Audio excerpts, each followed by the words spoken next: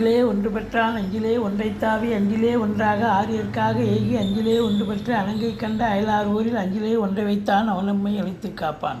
ஓம் அனுமந்தாய வித்மிகே வாயுபுத்திராய தீமிகே தந்தனோ மாருதி பிரச்சோத்தியாத்து. உலகெங்கிலும் வாழ்ந்து கொண்டிருக்கும் ஸ்ரீராம் ஆஸ்ட்ரோ யூடியூப் சேனல் நேயர்களுக்கு டாக்டர் சைதை ராஜாவின் அன்பான வணக்கங்கள்.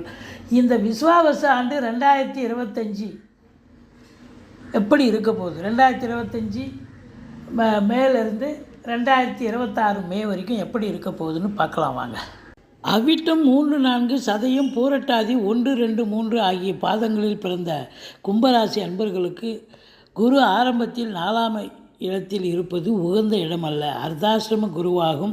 அதிக வட்டிக்கு பணம் வாங்க வேண்டிய சூழ்நிலை உருவாகும்.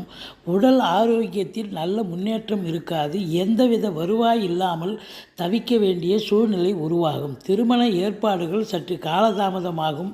நண்பர்களால் வீண் பகை உண்டாகும். பழைய சொத்தை விற்று கடனை அடைக்க வேண்டி வரும். அரசு துறையில் பணிபுரிபவர்களுக்கு இடமாற்றம் இலாக்கா மாற்றம் ஏற்படும். இருப்பிடத்தையும் கூட மாற்றி அமைக்க வேண்டிய சூழல் இருக்கும். குரு பகவான் 11/5/2025 பிறகு 5ஆம் இடத்திற்கு மாறுவது மிக சிறப்பு. பூர்வ புண்ணிய ஸ்தானமாகும். சிலருக்கு தீராத வயிற்று வலி உண்டாகும். சிறு அறுவை சிகிச்சைக்கு பின்பு குணமாகும். சனி பகவான் 1ஆம் இடத்தில் இருப்பதால் 7.5 ஆண்டு சனி ஜென்ம சனி காலமாகும். வாகனத்தில் சற்று கவனத்துடன் செல்வதனாலும் கால் குடைச்சல் முதுகு தண்டுவடம் பாதிக்கும். ராகு பகவான் 26/4/2025 கும்பராசிக்கு 1ஆம் தேதி அதாவது 1ஆம் இடத்துக்கு இருப்பது உகந்த இடமல்ல.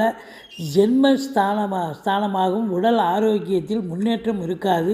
மருத்துவ செலவு அதிகரிக்கும். பொது சேவை செய்பவர்களுக்கு நற்பெயர் இருக்காது. எதிரிகளின் தொல்லை அதிகரிக்கும். புதிய நண்பர்களை நம்பி மோசம் அடைய நேரும். கேது பகவான் சிம்ம ராசிக்கு 26/4 முதல் 7ஆம் இடத்தில் இருப்பது உகந்த இடமல்ல. பொருளாதாரம் நன்றாக இருக்கும். செய்யும் வியாபாரத்தில் நல்ல வருவாய் இருக்கும்.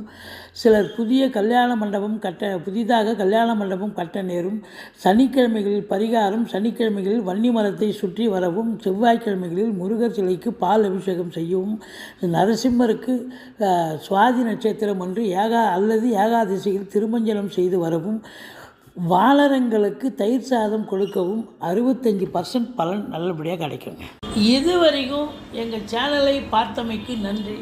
எங்கள் வீடியோ பிடிச்சிருந்தால் லைக் பண்ணுங்கள், ஷேர் பண்ணுங்கள், சப்ஸ்கிரைப் பண்ணுங்கள். மறக்காமல் சப்ஸ்கிரைப் பண்ணுங்கள். நன்றி.